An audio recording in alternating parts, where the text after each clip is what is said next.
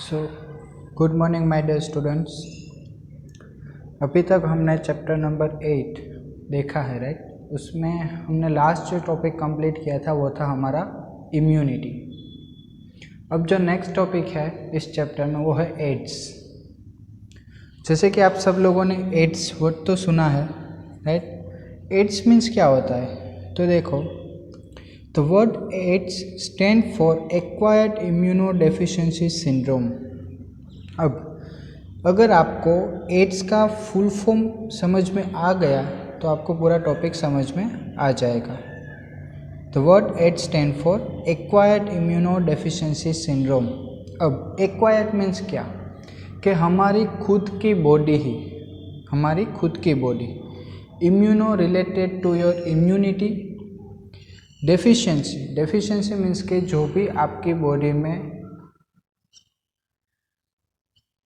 Deficiency in the sense, अगर आपकी body किसी भी वायरस, बैक्टीरिया, प्रोटोजोआ, अगर किसी भी इन्फेक्शन हो या फिर कोई भी डिजीज़ हो उसके सामने रिस्पॉन्स करने के लिए कैपेबल ना हो तो उसे हम बोलेंगे deficiency. And syndrome in the sense means के ग्रुप ऑफ सिम्टम्स। समझ में आया एड्स का मीनिंग, राइट। अब आगे बढ़ते हैं। तो सबसे पहले जो एड्स वर्ड था वो रिपोर्टेड कब हुआ था, इन द 1981। सबसे पहले एड्स जो वर्ड है वो रिपोर्टेड हुआ था इन 1981। अब syndrome means a group of symptoms. देखो, syndrome in the sense a group of symptoms, बहुत सारे सिम्टम्स अगर आपको एक ही डिजीज से अगर आपको देखने लगे, राइट, तो उसे हम बोलेंगे सिंड्रोम। क्लियर। एंड जो भी एड्स है वो होता कैसे है हमको, caused by human immunodeficiency virus HIV, right, belongs to retrovirus group. अब ये जो एड्स है उसे हम HIV भी बोल सकते हैं, मीन्स के human immunodeficiency virus. Clear. और वो होता कैसे है, तो कि retrovirus is a group of virus, right, जिसके पास एनवोलप एंक्लोजिंग द RNA जीनोम। जैसे हम लोगों को पता है कि ह्यूमन बॉडी के अंदर क्या होता है, DNA प्रेजेंट होता है, वैसे ही वायरस के अंदर क्या प्रेजेंट होता है, RNA, राइट, रिबोसोमल RNA। अब RNA जो है वायरस के अंदर वो क्या करेगा, हमारी बॉडी के अंदर जो DNA है उसके ऊपर डायरेक्टली अफेक्ट करेगा, और जो भी आपको डेफिशिएंसी सिंड्रोम्स देखने को मिलेंगे वो होंगे एड्स के कोज। क्लियर। ये था इंट्रोडक्शन थोड़ा सा एड्स के बारे में। अब जो है वो है एड्स कैसे ट्रांसफ़र होता है from one person to another. Clear. जो एक बात आपको बता दूं, जो भी एड्स की डिजीज़ है, राइट, वो डायरेक्टली अगर आप किसी भी पर्सन को, अगर एक पर्सन को एड्स है, अगर वो दूसरे पर्सन को टच कर ले तो उसे एड्स नहीं हो जाएगा, राइट। ये जो भी एड्स है, जो भी डिजीज़ है, राइट, वो किसी भी पर्सन के अगर आप फिज़िकल कांटेक्ट में आते हो, अगर उसको टच करते हो, राइट, तो उससे नहीं फैलेगा वो। क्लियर। देखते अब आगे ट्रांसमिशन। उसमें जो फर्स्ट पॉइंट है, देखो आप, sexual contact with the infected person. अगर कोई भी पर्सन इन्फेक्टेड है एड्स थ्रू, राइट, और उसके साथ अगर कोई भी दूसरा पर्सन अगर सेक्सुअल कांटेक्ट में आएगा तो उसे एड्स होने के चांसेस 100% है। Next, by transfusion of contaminated blood and blood products. अब अगर कोई भी पर्सन है वो अगर एनीमिया से अगर वो सफ़र हो रहा है, राइट, तो अगर आप जब उसको ब्लड ट्रांसफ़र कर रहे हो या फिर ट्रांसफ्यूजन की प्रोसेस कर रहे हैं और वो जो ब्लड है वो अगर कंटामिनेटेड ब्लड होगा विद द एड्स या फिर HIV से, राइट, तो क्या होगा कि जो भी HIV कंटेनिंग ब्लड था वो किसके अंदर जाएगा, जो भी पर्सन को आप ब्लड दे रहे हो उसको, क्लियर, तो उसे भी एड्स होने के चांसेस हो जाएंगे। इसलिए तो जब भी ब्लड ट्रांसफ्यूजन की प्रोसेस होती है तो सबसे पहले तो क्या करते हैं, तो कि ब्लड का रिपोर्ट करते हैं, मीन्स के ब्लड ग्रुप चेक करते हैं, अगर उसमें कोई भी इन्फेक्शस या फिर कंटेमिनेटेड नहीं है ब्लड, वो सब चेक करते हैं। Next is by sharing injected needles as in the case of intravenous drug abuses. Intravenous drug abuses आप लोगों ने देखा होगा टीवी में और बहुत सारे पिक्चर्स में देखा होगा आप लोगों ने कि कुछ पर्सन्स ऐसे होते हैं जो ड्रग एब्यूज़ हो सकते, मीन्स के ड्रग्स के बिगर वो रह नहीं सकते, राइट। तो जो भी इंट्रावेनस इन द सेंस जो भी ड्रग्स जो होते हैं वो इंजेक्शन के फॉर्म में होते हैं, लिक्विड फॉर्म में होते हैं, वो डायरेक्टली जब आपकी वेंस में अगर आप ब्लड जो भी ड्रग्स है अगर वो आपकी डायरेक्टली वेंस में अगर आप डाल रहे हो तो उसे हम बोलेंगे इंट्रावेनस ड्रग, राइट। अब बहुत सारे पर्सन्स कहते हो कैसे होते हैं कि एक साथ ड्रग्स लेते हैं, तो क्या करते हैं, जो भी एक ही सिरिंज थी वो ही अलग अलग पर्सन्स यूज़ कर लेते हैं। अगर उसमें से कोई भी पर्सन को अगर एड्स हुआ होगा तो डायरेक्टली किसको अफेक्ट करेगा, जो भी नॉर्मल पर्सन है उसको, clear. And the last point is from infected mother to their child through placenta. आप लोगों ने प्लेसेंटा तो पता ही होगा आप लोगों को। प्लेसेंटा जो भी है वो क्या होता है, अगर कोई भी मदर है वो सफ़र कर रही एड्स थ्रू, तो 100% चांसेस है कि उसका जो चाइल्ड होगा वो भी सफ़र करेगा थ्रू एड्स, बिकॉज ये जो भी वायरस है उसके पास ऐसी कैपेबिलिटी है कि वो जो प्लेसेंटल लेयर है उसको पार करके वो डायरेक्टली ऑफस्प्रिंग के अंदर ट्रांसफ़र हो सकता है। ओके, अब नेक्स्ट जो है वो है incubation period. Incubation period in the sense अगर किसी भी पर्सन को एड्स की डिजीज़ हुई है तो डायरेक्टली पता नहीं चल जाएगा कि इस पर्सन को एड्स है। वो उसके जो भी सिम्टम्स है वो देखने में भी मंथ्स भी लग सकते हो या फिर ईयर्स भी लग सकते हैं, राइट। तो नॉर्मली 5 to 10 ईयर्स भी लग सकते हैं अगर किसी भी पर्सन को एड्स है तो उसे आइडेंटिफाई करने में, राइट। डायग्नोसिस करने के लिए हम यूज़ करेंगे एलाइजा मेथड, जो आप पढ़ चुके हो।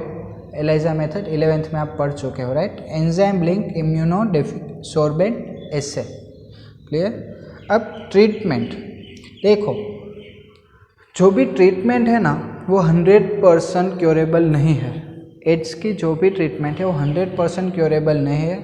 जस्ट कोई भी पर्सन की लाइफ स्पान वो एक्सपांड कर सकती है, क्लियर। जो भी ड्रग्स है वो ड्रग्स को हम बोलेंगे एंटी रिट्रोवायरल ड्रग्स, राइट। फिर ज़िडोविडिन एंड डिडानोसिन, राइट। ये जो दो मेडिसिन आपको दी गई है वो पार्शली यूज़ होती है एड्स के लिए, but it is not 100% curable, clear. अब अगर एड्स से आपको प्रिवेंट होना है तो हम देखते हैं कि प्रिवेंशन कौन कौन से आपको लेनी पड़ेगी। फर्स्ट जो प्रिवेंशन है वो आप देखो, people should be aware and educated about AIDS, right.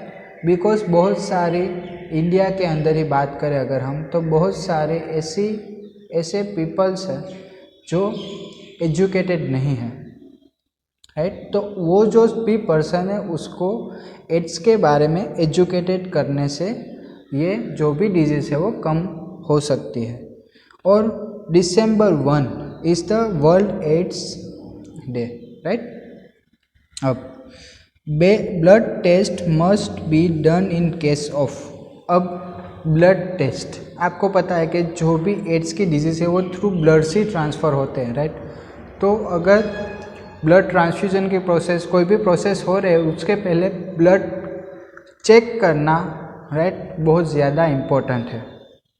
तो आप देखो, blood donors of serum, donor of organs, patient undergoing hemodialysis, pregnant woman during organ transplantation, ये सब जो प्रोसेसेस है तब आपको ब्लड टेस्ट करवाना बहुत ज़्यादा इम्पोर्टेंट है। अब next one is the used needles and syringe must be destroyed. हाँ, ये जो पॉइंट है आप लोगों ने बहुत बार देखा होगा कि जब आप हॉस्पिटल में जाते हो, अगर आपको इंजेक्शन लगा है तो वो जो भी इंजेक्शन है वो डायरेक्टली वो लोग डस्टबिन में डाल देते हैं, राइट। बट बहुत बार क्या होता है कि कुछ जगह पर जो यूज्ड सिरिंज एंड नीडल्स है वो ही नेक्स्ट बार भी वो यूज़ कर लेते हैं, जिसकी वजह से क्या होता है कि अगर कोई भी पर्सन को डिजीज़ थी तो वो दूसरे पर्सन में ट्रांसफ़र होने के चांसेस बढ़ जाते हैं। Clear. The next one is the avoid use of common blades in barber shop. Barber shop में जो भी कॉमन ब्लेड्स यूज होते हैं, राइट, वो भी आपको अवॉइड करनी चाहिए। The next one is avoid tattoos, ears and nose piercing and from unqualified people. देखो, जो भी टैटूज बनवाते हैं, राइट, वो जो भी टैटूज बनते हैं वो एक ही नीडल से बनाते हैं। अलग अलग पर्सन्स को जो भी वो टैटू बनवाते हैं वो एक ही नीडल थ्रू वो बनाते हैं। तो आपको पता है जब भी टैटू बनाते हैं तो वो उसमें से आपकी स्किन में से बहुत सारा ब्लड भी रिलीज होता है, राइट। तो वो जो ब्लड है वो डायरेक्टली स्टिक हो जाएगा जो नीडल है ना उसके ऊपर, जिसकी वजह से क्या होगा कि अगर कोई भी पर्सन इन्फेक्टेड है और जब कोई दूसरा पर्सन जो भी नॉन इन्फेक्टेड पर्सन है अगर उसने टैटू बनवाया और उसके ब्लड के कांटेक्ट में अगर ये जो इन्फेक्टेड ब्लड था वो अगर आ गया तो उसे डिजीज़ होने के चांसेस बढ़ जाएंगे, right. Then ears and nose piercing. Clear. Then controlling drug abuse. By controlling the drug abuse, जैसे हम लोगों ने आगे देखा वैसे ही कि बहुत सारे जो ड्रग एब्यूज़ होते हैं वो सेम सिरिंज, जो भी यूज सिरिंज है वो ही यूज़ कर लेते हैं, जिसकी वजह से एड्स जो है वो एक पर्सन में से दूसरे पर्सन में ट्रांसफ़र हो जाता है। क्लियर। अब जो नेक्स्ट है वो इम्पोर्टेंट है आपके एग्ज़ाम पॉइंट ऑफ व्यू, क्योंकि ये जो मोड ऑफ एक्शन है या फिर आप बोल सकते हो कि जो भी लाइफ साइकिल है वायरस की वो एक्सप्लेन की गई है। तो पहले हम टेक्स्ट बुक में देखते हैं कि साइकिल कैसे दी गई है। देखो, फर्स्ट ऑफ ऑल क्या दिया गया है कि retrovirus, right. Retrovirus in the sense virus के अंदर क्या प्रेजेंट होता है, आरएनए, और ह्यूमन जीनोम के अंदर होता है डीएनए। क्लियर। तो जैसे हमने आगे देखा था कि जो भी रिट्रोवायरस है वो उसके ऊपर एक वायरल प्रोटीन कोट प्रेजेंट हो, वो उसके ऊपर एक कोटिंग प्रेजेंट होती है। क्लियर। अब क्या होगा कि जो भी वायरस थे वो डायरेक्टली इन्फेक्ट किसको करेंगे, हमारी बॉडी के नॉर्मल सेल्स को। क्लियर। एक बार जब भी कोई भी वायरस हमारी बॉडी के नॉर्मल सेल्स के कांटेक्ट में आ जाएंगे तो फिर वो क्या करेंगे, नॉर्मल सेल्स की जो भी सेल वॉल है उसको पार करने के बाद, मीन्स के पेनिट्रेट करने के बाद वो अंदर आ जाएंगे। जो भी ह्यूमन डीएनए है, राइट, ह्यूमन डीएनए को वो यूटिलाइज करके वो क्या करेंगे, वायरल जीनोम में कन्वर्ट कर देंगे, मीन्स के डीएनए में से वो वायरस के अंदर चेंज कर देंगे। क्लियर। अब एक के बाद एक पॉइंट्स देखते जाते हैं। देखो, जो भी फर्स्ट पॉइंट है वो देखो, virus enters into macrophage where RNA genome of virus replicates with the help of reverse transcriptase enzyme to form viral DNA. अब क्या होगा कि जो भी वायरस है, मैंने जैसे आपको बताया कि जो भी वायरस है वो आपके बॉडी के अंदर जो भी नॉर्मल सेल्स या फिर मैक्रोफेज जो सेल्स है, राइट, उसके कांटेक्ट में आएंगे। और मैक्रोफेज में क्या होता है, डीएनए जीनोम प्रेजेंट होता है। क्लियर। एंड वायरस के अंदर क्या प्रेजेंट होगा, आरएनए जीनोम। अब क्या होगा कि जो भी वायरल जीनोम था वो मैक्रोफेज के कांटेक्ट में आएंगे, जिसकी वजह से क्या होगा कि जो भी डीएनए था हमारा वो कन्वर्ट हो जाएगा आरएनए जीनोम में, right, with the help of enzyme reverse transcriptase enzyme. Clear. And वो क्या फॉर्म करेंगे, वायरल डीएनए फॉर्म करेंगे। अब नेक्स्ट स्टेप में क्या होगा कि जो वायरल डीएनए फॉर्म हुआ है, वायरल डीएनए एक बार जो बन गया है वो कहाँ पर एंटर होगा, होस्ट डीएनए के अंदर, मीन्स के होस्ट सेल डीएनए के अंदर वो एंटर होगा and produce number of viruses. एक बार अगर कोई भी सेल इन्फेक्ट हो गया तो फिर वो क्या करेंगे कि उसके पास जो दूसरे बहुत सारे जो नॉर्मल सेल्स होंगे उसको भी वो अफेक्ट करना स्टार्ट कर देंगे। क्लियर। और एक पॉइंट यहाँ पर इम्पोर्टेंट है, आप देखो, macrophage acts as a HIV factory. जो भी मैक्रोफेज है वो उससे हम HIV फैक्ट्री के वर्ड से भी जान सकते हैं। क्यों? क्योंकि आप देखो कि जो भी वायरल डीएनए का जो भी रेप्लिकेशन हो रहा है वो मेनली कहाँ पर होगा, इन द मैक्रोफेज। क्लियर। अब क्या होगा कि HIV virus enters into helper T lymphocytes where it replicates and produce viruses। अब नेक्स्ट क्या होगा कि जो भी HIV वायरस फॉर्म हुए हैं वो डायरेक्टली कहाँ पर अटैक करेंगे, T lymphocytes या फिर T cells, helper T cells जो हमने आगे देखा है। वो क्या करते हैं कि जो भी B lymphocytes जो है, मीन्स के जो भी हमारी बॉडी के अंदर B lymphocytes है जो ब्लड फॉर्मेशन की प्रोसेस करते हैं, राइट, एंड T lymphocyte क्या करते हैं, उसको हेल्प करते हैं। वो ब्लड फॉर्म नहीं करते, राइट, बट वो हेल्प करते हैं। क्लियर। तो वो डायरेक्टली अटैक कहाँ पर करेगा, T lymphocytes के ऊपर, जिसकी वजह से क्या होगा कि आपकी बॉडी के अंदर जो भी T सेल्स है वो कम हो जाएंगे। क्लियर।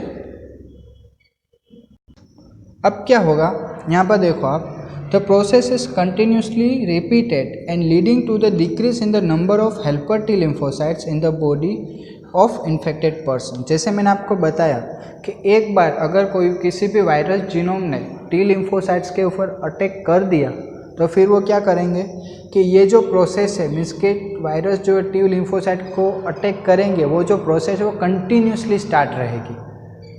क्लियर। जिसकी वजह से क्या होगा कि आपकी बॉडी के अंदर जो भी T lymphocytes या फिर T सेल्स जो प्रेजेंट है वो कम हो जाएंगे। Clear.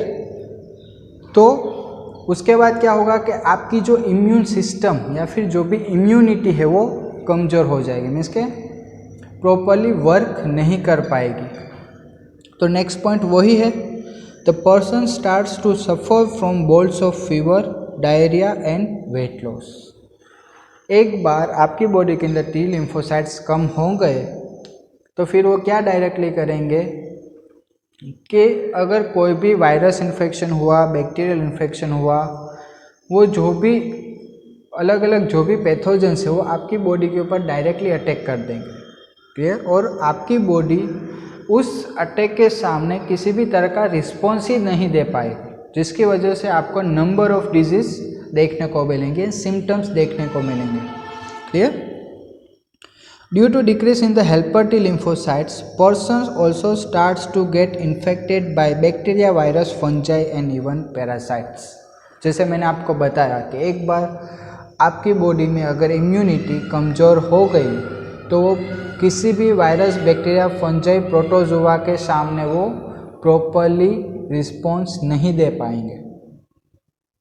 Then next point is, due to immune deficiency he or she is unable to protect himself or herself against this infection। इससे क्या होगा कि अगर कोई भी इम्यून डेफिशिएंसी अगर आपकी बॉडी में हो गई, राइट, इम्यून डेफिशिएंसी हो गई तो उसकी वजह से क्या होगा कि कोई भी पर्सन, इट मे बी ही और शी, वो किसी भी इन्फेक्शन के सामने वो रिस्पॉन्स नहीं दे पाएंगे properly. And the last point is, due to decrease in the number of T lymphocytes, it results into immune deficiency। और जिसकी वजह से क्या होगा कि आपकी जो बॉडी है वो इम्यून डेफिशिएंट हो जाएगी, मीन्स के प्रॉपरली इम्यूनिटी या फिर इम्यून रिस्पॉन्स वो ट्रांसफ़र नहीं कर पाएगी। इसलिए तो हमने इस डिजीज़ का नाम बोला है acquired immuno deficiency syndrome means के आपकी खुद की बॉडी ही किसी भी इन्फेक्शन के सामने अगर रिस्पॉन्स नहीं दे पा रही है तो उसे हम बोलेंगे इम्यून डेफिशिएंसी। क्लियर? ये जो पूरा टॉपिक था वो था हमारा एड्स। अब जो नेक्स्ट इसके बाद जो टॉपिक है वो है cancer. Clear? Thank you.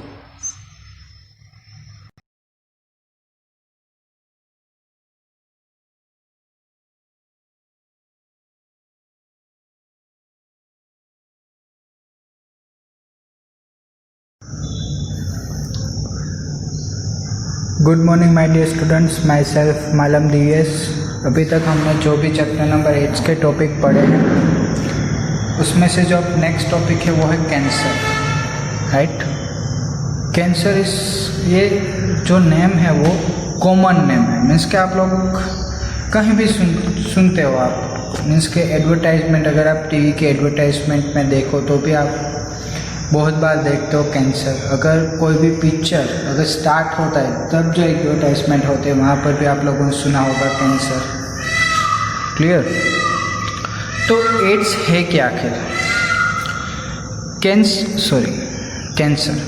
Cancer is one of the most deadliest disease of human beings and is a major cause of death all over the globe. Cancer जो डिजीज है is the most deadliest, means के अगर कोई भी person अगर cancer through affected है, right, तो उसके बचने के चांसेस जो भी है वो बहुत कम होते हैं। राइट? अब आगे देखते हैं कॉन्टैक्ट इनहिबिशन। फर्स्ट देखो आप, in our body cell growth and differentiation is highly controlled and regulated. हमारी बॉडी के अंदर जो भी सेल ग्रोथ होता है मीन्स के division of cells and differentiation in cell growth, cell का बढ़ना, एंड डिफ्रेंशिएशन मीन्स के 1 में से 2 बने, 2 में से 4, 4 में से 8। ये जो डिफ्रेंशिएशन की प्रोसेस है वो highly controlled and regulated process होती है। क्लियर? मीन्स के जितने अमाउंट में आपको न्यू सेल्स फॉर्म करने हैं उतने ही अमाउंट में आपकी बॉडी न्यू सेल्स फॉर्म करेंगी, उससे ज़्यादा भी नहीं और उससे कम भी नहीं। ये जो पूरी प्रोसेस है, समझ में, ये जो पूरी प्रोसेस है जो सेल्स फॉर्मेशन के लिए, अगर उसमें किसी भी तरह का कोई भी नेगेटिव रिस्पॉन्स अगर मिला इसको, एंड वो जो सेल्स बनाने की जो प्रोसेस है अगर उसमें इंक्रीमेंट हुआ तो वो रिप्रेजेंट करेगा कैंसर। क्लियर? आगे आपको जब टॉपिक आगे बढ़ेगा तो आपको क्लियर हो जाएगा। देखो नेक्स्ट जो पॉइंट है, in cancer cells there is breakdown of this regulatory mechanism. समझ में आया जो मैंने अभी बोला आपको कि जो भी सेल ग्रोथ एंड डिफ्रेंशिएशन की जो भी प्रोसेस है वो highly controlled and regulated process होती है। क्लियर? अगर उसमें किसी भी टाइप का कोई भी डिस्टर्बेंस क्रिएट हुआ, राइट, और ये जो रेगुलेटरी मैकेनिज्म है वो अगर ब्रेक डाउन हो गई तो वो डायरेक्टली क्या करेगा? Leads to cancer. अब आगे, normal cells show a property by which the contact with other cells inhibit their uncontrolled growth and it is called contact inhibition. अब इसमें क्या होगा कि जो भी आपके नॉर्मल सेल्स हैं, राइट, वो जब कोई भी इन्फेक्टेड सेल्स के कांटेक्ट में आएंगे, समझ में, अगर आपकी कोई भी नॉर्मल सेल्स है वो किसी भी इन्फेक्टेड सेल्स के कांटेक्ट में आएंगे, क्लियर, जो अनकंट्रोल ग्रोथ रिप्रेजेंट कर रहे हैं, तो उससे हम बोलेंगे कॉन्टैक्ट इनहिबिशन। मीन्स के अगर सिंपल लैंग्वेज में आप लोगों को समझाने की ट्राई करूँ तो जो भी नॉर्मल सेल्स है, मीन्स के अगर कोई भी इन्फेक्टेड सेल्स है वो कांटेक्ट में आए नॉर्मल सेल्स के, राइट, तो नॉर्मल सेल्स जो होते हैं वो वन टाइप ऑफ रिस्पॉन्स देंगे आजू बाजू के सेल्स को कि क्या कि कोई भी इन्फेक्शियस डिजीज मेरे कांटेक्ट में आए हैं तो वो आपके कांटेक्ट में ना आए, वो ध्यान रखना। समझ में आया? और इसे हम बोलेंगे contact inhibition. But the cancer cells appear to lost this property. But cancer जो सेल्स है, कैंसर सेल्स क्या करेंगे कि ये जो नॉर्मल सेल्स के पास जो कैपेबिलिटी है to transfer the information from one cell to another, वो स्टॉप कर देंगे, जिसकी वजह से क्या होगा कि जो नॉर्मल सेल्स है वो दूसरे नॉर्मल सेल्स को इंफॉर्मेशन ही ट्रांसफ़र नहीं कर पाएंगे। Then due to which cancerous cells just continue to divide, उससे क्या होगा कि जो भी कैंसरस सेल्स है वो continue to divide and give rise to a masses of cells called tumour.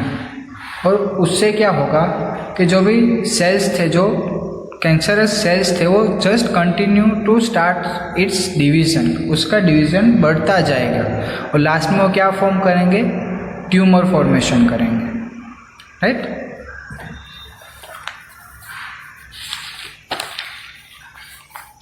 Okay, तो अब आगे देखते हैं। जो ट्यूमर है वो दो टाइप्स के होते हैं। एक जो ट्यूमर है वो है बेनिगन, राइट। फर्स्ट जो ट्यूमर है वो है benign tumour, next one is malignant. Clear. ये दोनों ट्यूमर में बहुत सारा डिफरेंस है, ये दोनों ट्यूमर्स के अंदर बहुत सारा डिफरेंस है। फर्स्ट जो ट्यूमर है वो है बेनिग्नेंट ट्यूमर। तो आगे देखते हैं। Remain confined to their original located and do not spread to other part of the body। Means क्या कि अगर किसी भी आपकी बॉडी में अगर किसी भी जगह पर आपको ट्यूमर फॉर्मेशन हुआ है, इन द सेंस कैंसर हुआ है, तो वो क्या करेंगे कि जो भी बेनिग्नेंट ट्यूमर है ना, वो एक ही जगह पर स्टेबल रहेंगे। मीन्स कि एक जगह से दूसरी जगह पर वो ट्रांसफ़र नहीं होंगे। अगर एक जगह पर आपको ट्यूमर हुआ है तो वो जो जगह है उसको ही वो इन्फेक्ट करेंगी, आपकी बॉडी के कोई भी दूसरे ऑर्गन को वो इन्फेक्ट नहीं करेंगे। क्लियर। इसके ऑपोजिट है मैलिग्नेंट ट्यूमर, इससे पूरा ऑपोजिट है मैलिग्नेंट ट्यूमर। मैलिग्नेंट ट्यूमर के अंदर क्या होता है कि they are masses of proliferating cells called neoplastic cells और ट्यूमर सेल्स। मैलिग्नेंट ट्यूमर के अंदर क्या होता है, प्रोलिफरेटिंग सेल्स मीन्स के नंबर ऑफ डिविजन्स, राइट। ये जो भी सेल्स है उसे हम बोलेंगे नियोप्लास्टिक सेल्स या फिर ट्यूमर सेल्स। वो क्या करेंगे, this cells can grow very rapidly and damage the surrounding tissue. ये जो सेल्स है उसके पास क्या कैपेबिलिटी है to divide very rapidly, means के उसका जो डिवीज़न की जो प्रोसेस है वो बहुत स्पीड में होगी। एंड वो क्या करेंगे कि अगर एक सेल को ट्यूमर है, एक जो सेल वो ट्यूमर से इन्फेक्टेड है, तो वो क्या करेंगे, आजू बाजू की जो भी सरफेस है, मीन्स के आजू बाजू के उसके सराउंडिंग में जो भी दूसरे नॉर्मल सेल्स है वो उसको भी अफेक्ट करेंगे और उसको भी इन्फेक्टेड करेंगे। Clear. Cells from these tumors reach different sites through blood and whether they locked in the body they starts a new tumor there। इससे क्या होगा कि अगर आपकी बॉडी के कोई भी एक जगह पर आपको ट्यूमर हुआ है, राइट, तो ये जो ट्यूमर सेल्स है वो थ्रू ब्लड, जब वो आपके ब्लड के कांटेक्ट में आएंगे तो एक जगह से दूसरी जगह पर वो ट्रांसफ़र हो जाएंगे। समझ में आया। मीन्स के ब्लड तो आपकी पूरी बॉडी में घूम रहा है, राइट। तो ये जो ट्यूमर सेल्स है वो ब्लड में ट्रांसफ़र होंगे from one place to another. आपकी बॉडी के कोई भी दूसरा ऑर्गन जहाँ पर ये जो ट्यूमर सेल्स है वो रुक गए, स्टॉप हो गए, राइट, वो ट्यूमर सेल्स क्या करेंगे कि उसी जगह पर वो फिर से ट्यूमर फॉर्मेशन करेगा और वहाँ पर वो दूसरे जो भी आजू बाजू के उसके सेल्स हो गए उसको भी वो कंटेमिनेट करेगा और ट्यूमर सेल्स फॉर्मेशन करेगा। ये जो पूरी प्रॉपर्टी है उसे हम बोलते हैं मेटास्टेसिस। क्लियर। ये था benignant tumour and malignant tumour.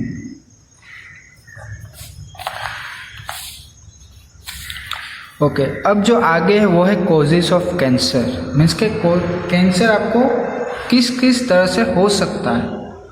Clear. देखते हैं। Transport of normal cells into cancerous neoplastic cells may be induced by physical, chemical and biological agents. This agents are called carcinogens. अब जो भी कैंसर होता है वो तीनों तरह से हो सकता है। Through physical contact, through chemical and through biological. तीनों तरह से आपको कैंसर हो सकता है, राइट। और ये जो तीनों अलग अलग टाइप के जो एजेंट्स है उसे हम बोलेंगे कार्सिनोजेनिक एजेंट्स। अब ये जो भी कार्सिनोजेनिक एजेंट्स है वो हम डिटेल में पढ़ते हैं, तो उसमें जो फर्स्ट है एजेंट वो है physical agent. Clear. Physical agent में क्या आएगा कि आयोनाइजिंग रेडिएशन लाइक एक्सरेज और gamma rays, right, and non-ionizing radiations like UV can cause DNA damage and leading to the neoplastic transformation। अगर मैं आपको समझाने की ट्राई करूँ तो आप लोगों को पता है कि आपकी बॉडी के अंदर, राइट, न्यूक्लियोटाइड्स प्रेजेंट होते हैं ATGC, जैसे ATGC ये आपके डीएनए में प्रेजेंट होता है। AT के बीच में 2 बॉन्ड्स, GC के बीच में 3 बॉन्ड्स होते हैं। क्लियर। अगर किसी भी तरह का अगर कोई भी अल्ट्रावायलेट रेडिएशन, वो आयोनाइजेशन भी हो सकता है या फिर नॉन आयोनाइजेशन रेडिएशन भी हो सकता है, तो वो क्या करेंगे, अगर ये जो T है उसकी जगह पर U आ गया, यूरेसिल, क्लियर, तो ये क्या होगा, मिसमैच हुआ। आपकी जो भी डीएनए सीक्वेंस थी उसमें ये मिसमैच हुआ, राइट। ये T होना चाहिए था, उसकी जगह पर क्या आ गया, U। थायमिन की जगह पर आ गया वहाँ पर यूरेसिल। क्लियर। तो ये जो भी प्रोसेस होगी उसे हम कंसिडर करेंगे इन द फिजिकल एजेंट्स। समझ में आया। जिसकी वजह से क्या होगा कि आपका जो भी डीएनए है उसमें चेंजेस आए। अगर एक बार डीएनए में चेंजेस आ गए तो हो सकता है कि its leads to creates neoplastic cells और वो ट्रांसफॉर्मेशन की प्रोसेस करेंगे। अब जो नेक्स्ट है वो है केमिकल एजेंट्स। अगर केमिकल एजेंट्स की बात करें हम तो आप लोगों को पता है टोबैको, स्मोक, राइट, ये सब जो चीज़ें हैं वो केमिकल कार्सिनोजेंस है।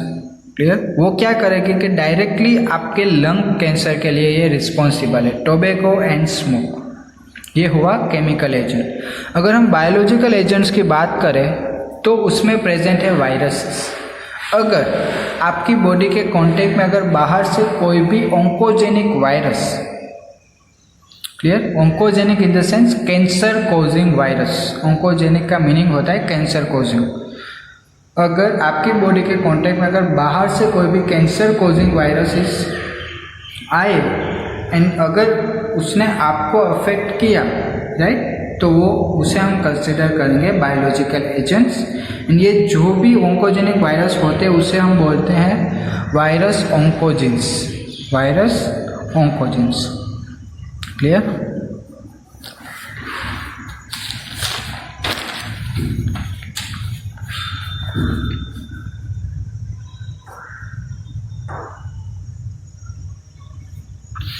नेक्स्ट जो है वो है several genes called cellular oncogene और proto oncogenes identified in the normal cells which when activate under certain condition lead to oncogenic transformation of cell. इसके अंदर क्या है कि अगर ये जो भी ऑन्कोजेनिक सेल्यूलर ऑन्कोजिन्स या फिर जीन्स या फिर प्रोटो ऑन्कोजिन्स ये जो होते हैं वो आपकी बॉडी में ऑलरेडी प्रेजेंट ही होते हैं, बट वो अभी एक्टिवेट नहीं हुए। क्लियर। ये जो भी प्रोटो ऑन्कोजिन्स है या फिर ऑन्कोजिन्स है अगर एक बार आपकी बॉडी के अंदर एक्टिवेट हो गए, एक बार अगर उसको कोई भी पर्टिकुलर कंडीशन चाहिए थी उसको एक्टिवेट होने के लिए और वो उसे कंडीशन मिल गई और एक बार वो एक्टिवेट हो गए, देन वो क्या करेंगे कि आपको कैंसर होने के चांसेस बढ़ जाएंगे। क्लियर। यहाँ तक था वो था हम मीन्स के हमारी बॉडी को कैसे अफेक्ट करता है कैंसर, वो सब था। अब जो नेक्स्ट है वो है डिटेक्शन एंड डायग्नोसिस। अगर आपको कैंसर हुआ है तो आप उसे कैसे डिटेक्ट कर सकते हो और उसका डायग्नोसिस कैसे कर सकते हो वो है। तो फर्स्ट जो है वो है cancer detection is based on biopsy and histopathological studies of tissue. ये दोनों जो वर्ड्स है वो आपके लिए मे भी नए होंगे, biopsy and histopathological studies, right.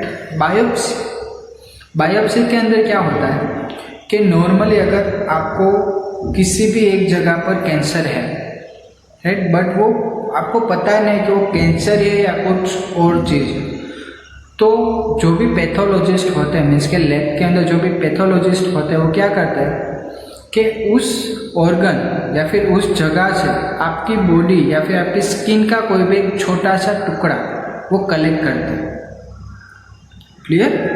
वो क्या करेंगे कि एक छोटा सा आपके टिश्यू का टुकड़ा वो कलेक्ट करेंगे, फिर उसे स्टेनिंग करेंगे। Staining in the sense different types of dice से वो स्टेन करेंगे। जैसे हम लोगों को पता है कि जब हम स्टेनिंग मेथड यूज़ करते हैं तो हमने 11th में देखा है बहुत सारे स्टेन्स को हमने यूज़ किया था। सेफ्रोनिन था, क्रिस्टल वायलेट था, ये जो डिफरेंट टाइप्स ऑफ स्टेन्स होते हैं, इसके लिए भी different type of specific stains होते हैं जो यूज होते हैं। क्लियर? एंड यहाँ पर देखो आप सेकंड पर में लिखा है, in biopsy a piece of suspected tissue cut into thin section stained and examine under microscope by pathologist. Biopsy के अंदर क्या होता है पता चला आपको कि आपकी बॉडी का कोई भी ऑर्गन, वहाँ से जहाँ पर आपको लगता है कि आपको कैंसर है, वहाँ से एक टिश्यू कट करेंगे, राइट। उस टिश्यू के बहुत सारे थिन सेक्शंस कलेक्ट करेंगे, उसे स्टेन करेंगे and then it will observe under the microscope by the pathologist. और फिर क्या होगा कि माइक्रोस्कोप के अंदर उसका ऑब्जर्वेशन होगा। Then next technique is techniques like radiography, right? Then next one is CT, means computer tomography. Then MRI, magnetic resonance imaging are useful to detect cancer. आप ये तीनों जो टेक्निक्स है वो भी यूज कर सकते हो to detect the cancer. Then antibodies against cancer specific agents are also used to detection of cancer. Clear? Means के स्पेसिफिक एंटीजन्स, अगर आपकी बॉडी में कोई भी एंटीजन प्रेजेंट है तो उसके सामने अगर आप उसको स्पेसिफिक एंटीबॉडीज अगर आप उसको प्रोवाइड करो तो भी आप कैंसर को आइडेंटिफाई कर सकते हो। अब ट्रीटमेंट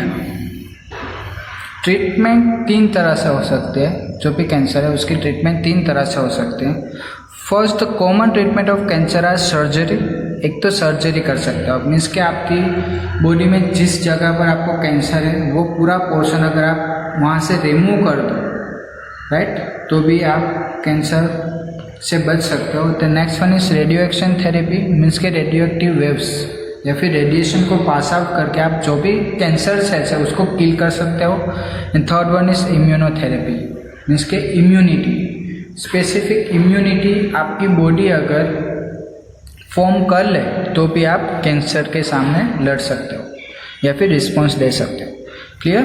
तो जो फर्स्ट है वो है रेडियोथेरेपी। रेडियोथेरेपी के अंदर क्या होगा, tumour cells are irradiate lethally taking care of normal cells. Means कि क्या होगा कि आपकी बॉडी के अंदर जिस जगह पर ट्यूमर सेल्स प्रेजेंट है वहाँ पर आप रेडिएशन पास आउट करोगे। क्लियर? मीन्स कि beam of light pass out करोगे। उससे क्या होगा कि जो भी कैंसरस सेल्स थे वो किल हो जाएंगे एंड जो भी नॉर्मल सेल्स है उसको कोई भी अफेक्ट नहीं होगा। क्लियर? अब जो नेक्स्ट है वो है केमोथेरेपिक drugs.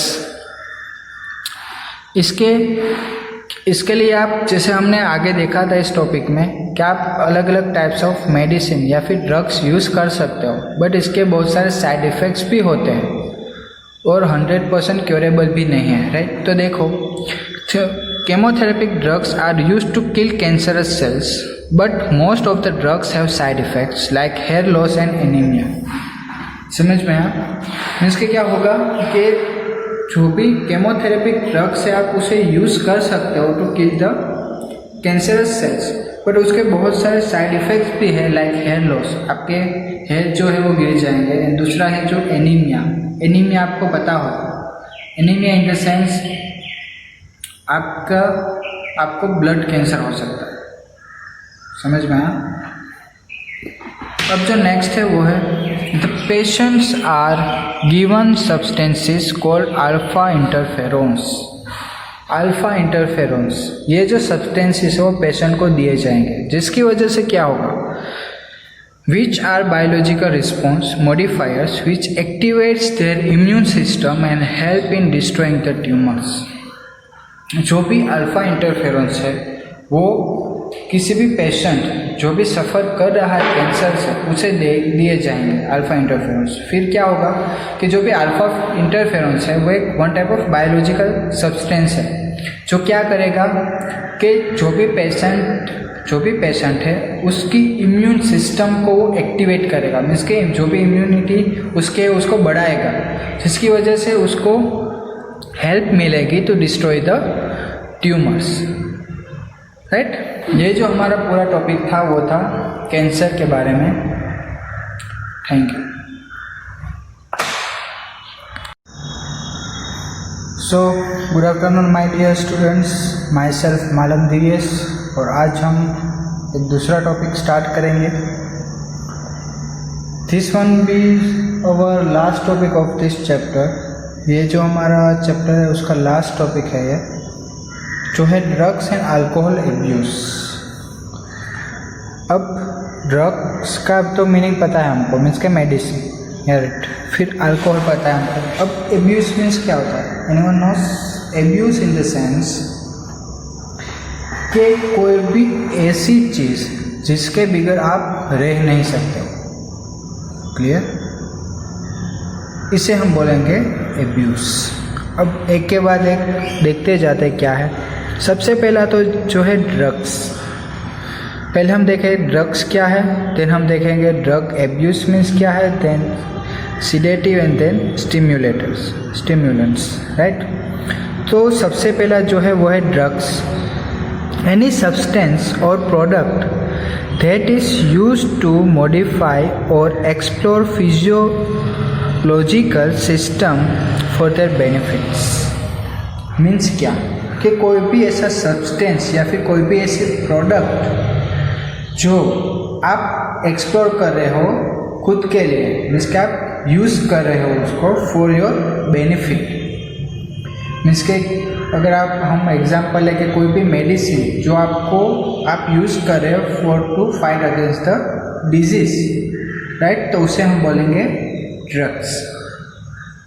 Drugs are normally used as medicine, जैसे यहाँ पर लिखा गया है drugs are normally used as medicine. Drugs को हम किस तरह से यूज़ करें तो के मेडिसिन की तरह से, राइट। अब जो नेक्स्ट है वो है ड्रग एब्यूज़। यहाँ पर आपको ध्यान रखने जैसा है कि ड्रग एब्यूज़ मीन्स क्या। When drugs are taken for the purpose of other than normal clinical use, right, in concentration with impair physical, physiological and psychological function. Means क्या कि अगर कोई भी ऐसी ड्रग्स या फिर कोई भी ऐसी मेडिसिन जो आप यूज़ कर रहे हो, right, other than the clinical purpose, आपको किसी भी तरह की कोई भी इन्फेक्शन नहीं है, ना तो कोई डिजीज़ है, फिर भी अगर आप कोई भी ड्रग्स यूटिलाइज कर रहे हो फॉर योर इंटरनल बेनिफिट, या फिर आप बोल सकते हो अपने माइंड को शांत रखने के लिए, राइट, तो डायरेक्टली आपको अफेक्ट करेगी फिजिकली, फिजियोलॉजिकली एंड साइकोलॉजिकली। वो आपको पूरी तरह से, मीन्स कि आपकी पूरी बॉडी को वो अफेक्ट करेगी, राइट। इसे हम बोलेंगे ड्रग एब्यूज़। ये जो ड्रग एब्यूज़ है वो आपको आगे जाके डिटेल में क्लियर हो जाएगा, बट अब अभी जस्ट इतना ही याद रखो। क्लियर? अब जो नेक्स्ट है वो है सीडेटिव। सीडेटिव मीन्स क्या? Drugs that reduce excitement, anxiety, lowers physiological functions, relax body and induce sleep। अब आप लोगों को पता होगा कि अगर कोई भी पर्सन है जिसका हम बोले कि सर्जरी हो रही है, राइट, सर्जरी करने से पहले डॉक्टर्स क्या करते हैं कि उसको एक इंजेक्शन देते हैं जो होता है सीडेटिव्स का इंजेक्शन, जिसकी वजह से क्या होता है कि कोई भी बॉडी पोर्शन जहाँ पर डॉक्टर को कट करना है, राइट, मीन्स के चीरा लगाना है, तो क्या करेंगे, डॉक्टर उसको एक इंजेक्शन देगा, जिसकी वजह से क्या होगा कि ये वो जो पूरी बॉडी पोर्शन होगा वो मीन्स के शांत हो जाए, मीन्स के वहाँ पर किसी भी तरह का कोई भी रिस्पॉन्स नहीं जाएगा। क्लियर। तो क्या होगा उससे कि जो भी पेशेंट है उसको मीन्स के पेन नहीं होगा। क्लियर। और वो एक मीन्स के स्लीपीनेस कंडीशन में चला जाएगा, उसे हम बोलेंगे सीडेटिव्स। क्लियर। मीन्स के रिड्यूस एक्साइटमेंट, जो भी एक्साइटमेंट है उसे कम कर देगा। Then anxiety lowers the physiological function, आपकी बॉडी में जो भी फिजियोलॉजिकल फंक्शंस हो रहे हैं उसको स्टॉप कर देगा, मीन्स के कम कर देगा। देन रिलैक्स योर बॉडी, अगर आपके फिजियोलॉजिकल फंक्शंस अगर स्लो डाउन हो जाएंगे तो ऑब्वियसली चीज़ है कि जो भी आपकी बॉडी है वो रिलैक्स फील करेगी and leads to induce sleep, means कि आप सो जाओगे। क्लियर। अब जो लास्ट है वो है stimulants. The stimulants central nervous system make person alert, active and cause excitement. ये सीडेटिव का ऑपोजिट है, मीन्स कि वो क्या करेगा, अगर आप स्टिम्युलेंट्स टाइप के ड्रग्स लोगे तो क्या करेगा कि वो आपकी जो भी सेंट्रल नर्वस सिस्टम है उसको एक्टिव करेगा, right, and it leads to excitement, means कि आपको एक्साइटमेंट फील होगी। क्लियर। अब ऐसी बहुत सारी डिफरेंट टाइप्स ऑफ ड्रग्स हैं जो पर्सन्स यूटिलाइज करते हैं for their shake of interest, means के उसको इंटरेस्ट है, उसको मज़ा आती है, उसके लिए वो बहुत सारे ऐसे जो ड्रग्स है वो इनहेल करते हैं। क्लियर। तो अब वो हम डिटेल में पढ़ेंगे। देखो पहले तो ड्रग्स कौन कौन से टाइप के हैं। The drugs which are commonly abused, means कि जो यूज हो रही है वो they are opiates, cannabinoids and coca alkaloids. ये जो 3 ड्रग्स है वो मेनली बहुत ज़्यादा यूज़ हो रही है। Clear. Majority of this are obtain from the flowering plants and some from fungi. जो मेजोरिटी ऑफ ये जो भी ओपिएट्स है, कैनाबिनॉइड्स है, कोका अल्कोलॉइड्स है, ये जो सब ड्रग्स है वो आपको मेनली कहाँ से मिलेगी, फ्रॉम द फ्लावरिंग प्लांट्स या फिर fungi, from the flowering plants या फिर फंजाई। क्लियर। यहाँ से आपको मिलेंगे, मीन्स के इसके फर्दर प्रोसेस करने के बाद आपको मिलेगी। अब जो फर्स्ट जो ड्रग्स है वो है ओपिएट्स, तो वो हम डिटेल में देखते हैं। ओपिएट्स मीन्स क्या, राइट। तो देखो ओपिएट्स ड्रग जो है उसको कॉमनली नेम है, हम दूसरे नेम से भी जानते हैं, वो है स्मैक। ओपिएट्स को आप स्मैक भी बोल सकते हो। Clear. Opiates drugs from opium and the synthetic derivatives, means के जो भी ओपिएट्स ड्रग्स है वो आपको मिलते कहाँ से, मीन्स के डिराइव कहाँ से होते हैं, तो ओपियम नाम के प्लांट है वहाँ से, and their synthetic derivatives, means के उसके बहुत सारे सिंथेटिक डेरिवेटिव्स भी है जहाँ से आपको ये जो ओपिएट ड्रग है वो मिलते हैं।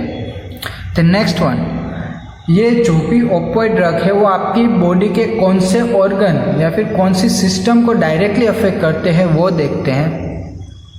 They bind to the specific opioid receptor of central nervous system and gastrointestinal tract. Directly कहाँ पर बाइंड होंगे, जो भी रिसेप्टर्स होंगे ओपिएट ड्रग्स के वो डायरेक्टली बाइंड करेंगे to the central nervous system, means कि आपकी सेंट्रल नर्वस सिस्टम से जाके बाइंड होंगे। एंड दूसरी जो है वो है गैस्ट्रोइंटेस्टिनल ट्रैक्ट, मीन्स कि आपके जो भी इंटेस्टिनल ट्रैक है वहाँ पर जाके बाइंड होंगे। क्लियर।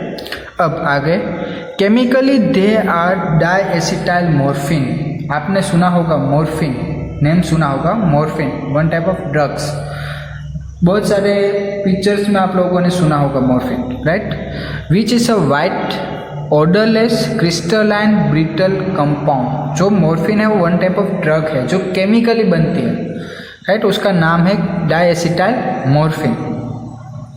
और ये जो डाइएसिटाइल मॉर्फिन है वो आपको मिलती कहाँ से, तो वन प्लांट है जिसका नाम है पापावेर सोनिफेरम।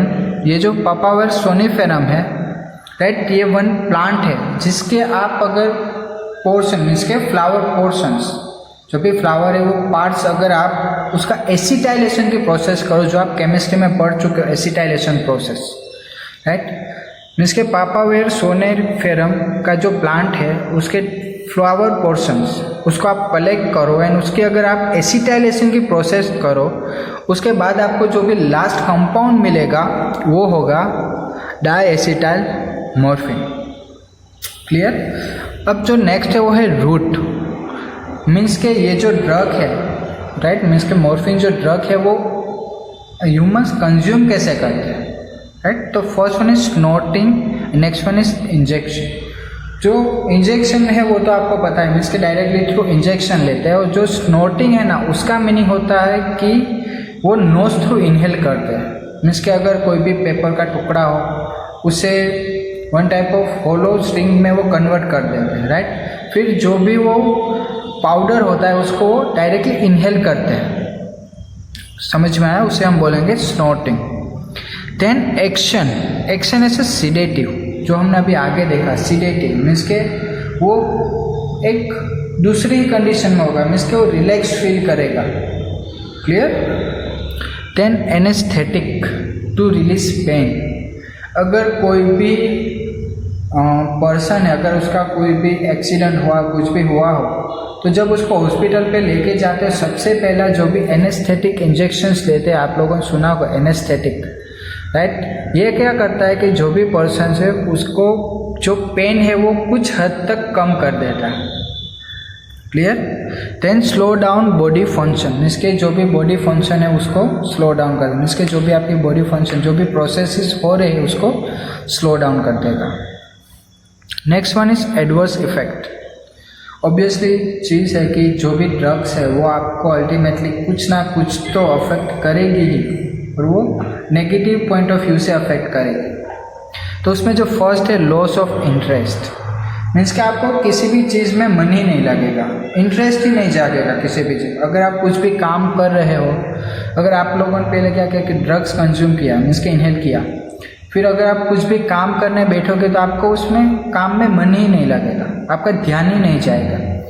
Next one is loss of weight and fertility, means कि आपका जो भी वजन है वो कम होगा, and loss of fertility means कि आपके जो भी स्पर्म सेल्स है या फिर ओवम सेल्स है वो फर्टिलिटी लॉस कर देंगे, क्लियर। अब ये जो भी ओपियोइड ड्रग्स है वो दो टाइप की, मीन्स के बहुत सारे टाइप्स तो है, बट जो नेचुरली जो भी आपको मिलते हैं ओपियोइड ड्रग्स वो है मॉर्फिन, राइट। और जो भी सेमी सिंथेटिक ओपियोइड ड्रग्स है वो है हीरोइन, क्लियर। ये जो पूरा टॉपिक था वो था हमारा ओपियोइड ड्रग्स। अब जो नेक्स्ट ड्रग है वो है कैनाबिनॉइड्स। अब जो नेक्स्ट ड्रग है वो है कैनाबिनॉइड्स ड्रग्स। कैनाबिनॉइड ड्रग्स का दूसरा नाम है मारिजुआना, मारिजुआना, राइट। जैसे हमने देखा था कि जो ओपियोइड ड्रग्स होते हैं वो डायरेक्टली कहाँ पर अटैच्ड होते हैं, उसके जो रिसेप्टर्स होते हैं वो central nervous system and gastro intestinal tract through, right. और इसके जो भी कैनाबिनॉइड ड्रग्स है उसके रिसेप्टर्स कहाँ पर प्रेजेंट होंगे, in the brain and cardiovascular system, means के ब्रेन के अंदर और कार्डियोवास्कुलर सिस्टम, वहाँ पर इसके रिसेप्टर्स प्रेजेंट होंगे, right. Obtain from the inflorescence of the plant. अब पता है कि प्लांट के इनफ्लोरेसेंस, अब इनफ्लोरेसेंस मीन्स क्या, ये आप वर्ड जो बहुत बार सुन चुके हो और आप डिटेल में पढ़ चुके हो। Inflorescence, inflorescence in the sense complete flower, पूरा फ्लावर, राइट, जिसके पास क्या हो सकता है, stem, flowers, bracts and stalk. जिसके पास कोई भी फ्लावर जिसके पास ये चारों चीज़ें प्रेजेंट हो, मीन्स के स्टेम हो, स्टॉक हो, फ्लावर हो और ब्रेक्स हो, ये चारों चीज़ें अगर प्रेजेंट हुई तो उसे हम बोलेंगे इनफ्लोरेसेंस, इनफ्लोरेसेंस फ्लावर बोलेंगे, क्लियर। तो दो प्लांट्स के नाम दिया गया आपको, hemp plant and next one is cannabis sativa. ये जो दो प्लांट है वहाँ से आपको मिलेगी कैनाबिनॉइड्स ड्रग। अब हमको पता है कि ये प्लांट में से मिलता है, बट कौन से पोर्शन या फिर कौन से पार्ट्स में से मिलता है वो देखते हैं। तो फर्स्ट इज फ्लावर टिप, जो भी फ्लावर की टिप पोर्शन होगा वहाँ पर से आपको मिलेगा। Then it's leaves and the resin. अब resin in the sense sticky substance, आप लोगों को पता होगा कि बहुत सारे जो प्लांट्स होते हैं ना वो क्या करते हैं कि उसका जो ट्रंक पोर्शन होता है अगर उसमें छोटा सा कट लग गया तो वहाँ से कुछ गम जैसा बाहर निकलेगा, राइट, उसे हम बोलेंगे रेजिन्स, क्लियर। अब वेरियस प्रोडक्ट्स, मीन्स के जो भी कैनाबिनॉइड ड्रग्स है वो उसके अलग अलग टाइप्स होते हैं और अलग अलग पोर्शंस प्रेजेंट होते हैं, अलग अलग प्रोडक्ट्स प्रेजेंट होते हैं, तो वो देखते हैं। First one is marijuana, next one is hashish, third one is चरस एंड गांजा। क्लियर। अब जो भी ये कैनाबिनॉइड ड्रग है वो इनहेल कैसे करते हैं, मीन्स के अंदर कैसे लेते हैं, अपटेक कैसे करते हैं वो देखते हैं। बाय इनहेलेशन और by oral injection. By inhalation means के डायरेक्टली इनहेल करेंगे, मीन्स के सूंघेंगे उसको। Next one is oral injection. Oral injection in the sense वो डायरेक्टली ओरली खाएंगे, मीन्स के ऐसे फूड सोर्स जैसे लेंगे, वो ओरली लेंगे। क्लियर। अब ये जो भी चार हमने जो भी प्रोडक्ट्स देखे उसमें से वन बाय वन देखते हैं प्रोडक्ट्स डिटेल में। जो भी फर्स्ट वन है वो है marijuana, obtain from the dried flower and leaf of the female plant. Right. ये जो भी मारिजुआना है वो कहाँ से मिलेगी आपको? From the dried flower, means के सूखे flowers and leaves of the female plant, वहाँ से आपको मिलेंगे। उसे कैसे लेंगे? वो स्मोक्ड इन द सिगारेट्स। जैसे सिगारेट्स होते हैं ना, उसमें जो भी टोबैको प्रेजेंट होते हैं उसकी जगह पर वो क्या डालेंगे? ये जो भी ड्राइड फ्लावर है वो एंड उसके लीव्स, उसको वो सिगारेट के अंदर फिल करने के बाद वो उसको इनहेल करेंगे। उससे क्या होगा? कोजिक साइकोसिस। उससे क्या होगा? साइकोसिस होगी। साइकोसिस इन the sense lost control with other and outside the world, means के वो एक अलग ही जोन में चला जाएगा, अलग ही दुनिया में वो जाएगा, मीन्स के उसको बहुत अच्छा फील होगा। क्लियर। इस टाइप की जो भी कंडीशन होगा, मीन्स के अगर कोई भी पर्सन हो जिसने मारिजुआना का इन्हेलेशन किया है तो उसे क्या लगेगा कि मुझे किसी के साथ कुछ लेना देना ही नहीं, मैं खुद ही भगवान हूँ, मैं सब कुछ हूँ, ऐसा सोचेगा। क्लियर। देन गांजा, फ्रॉम अनफर्टिलाइज्ड फीमेल इन्फ्लोरेसेंस। वो आपको कहाँ से मिलेगा? From the unfertilised inflorescence. Clear. और ये जो गांजा है वो डायरेक्टली स्पीडी, अगर आपने उसका इनहेल किया तो डायरेक्टली रिएक्शन करेगा, मीन्स के स्पीड में रिएक्शन देगा आपको, acts fast. Then hashish, from dried resins of flower. Resin, dried resin जो होगा वहाँ से आपको ये हशीश मिलेगा। And last one is bhang. आपने भांग तो सुना ही होगा, शिवरात्रि होते तब भांग पीते हम, इसके प्रसाद की जैसे हम भांग लेते हैं। राइट। मीन्स के उसमें ये प्रेजेंट नहीं होता है भांग के अंदर, वो तो नॉर्मल भांग होती है, बट बहुत सारी जो भांग्स होते हैं ना उसके अंदर ये ड्रग्स ऐड करके वो लेते हैं, इन्हें इनटेक करते हैं। From flowers and leaves, take orally and act slowly. कहाँ से मिलेगा आपको? From the flowers and leaves of the plant and they will take orally, means कि आपको पता है जो भांग लेते हो आप ओरली लेते हो, and it will act slowly. Clear. अब जो नेक्स्ट ड्रग है वो है कोका अल्कलॉइड्स और कोकेन। कोका अल्कलॉइड्स या फिर cocaine, it is obtain from the leaves of Erythroxylum Coca. ये जो प्लांट है इरिथ्रोजाइलम कोका, उसके जो लीव्स होंगे वहाँ से आपको क्या मिलेगा? कोका अल्कलॉइड्स या फिर cocaine, commonly called S Coke या फिर crack. Clear. And it is a native of south America, और वो कहाँ से लाया गया है? From the south America. Clear. Action देखते हो, आपने ये जो कोकेन है उसका इंटेक किया, उसके बाद एक्शन क्या, आपकी बॉडी रिएक्शन क्या होगा वो देखते हो।